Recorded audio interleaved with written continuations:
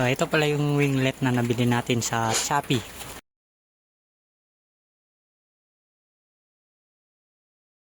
Yan. So may kasama tong sticker na dalawa. Yan. Para dito yan. Pero hindi ko man nilagay.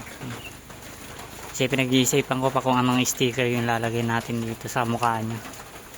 So yan. May kasama siyang dalawang sticker. Dito nilalagay yan. Ganito lang kinabit ko dyan. Yan. Yan. Dalawang tornilyo dito. Yan. Kabila ang gilid. Tapos dun sa may lagayan ko ng bracket. Yan. Kabilaan. Yan.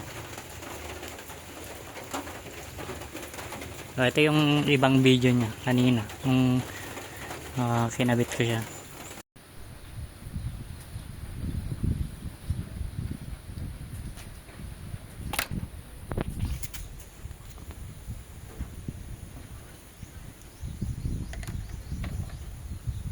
Siya.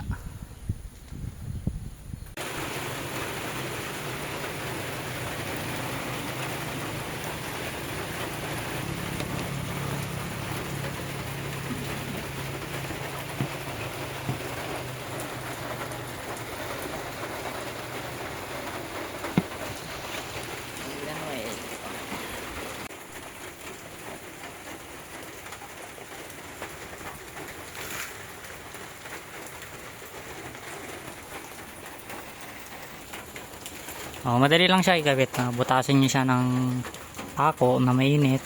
Painit nyo lang. Tapos yun yung pangbutas nyo or yung panghinang. Mas madali. Mas mabilis. Wala kasi akong panghinang kanina. Kaya yun pako na lang. Pininitan kong pako.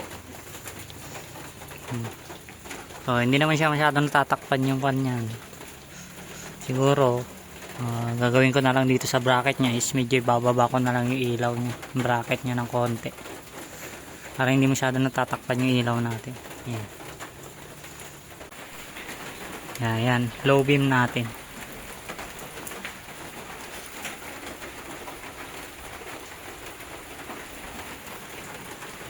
Tapos high beam.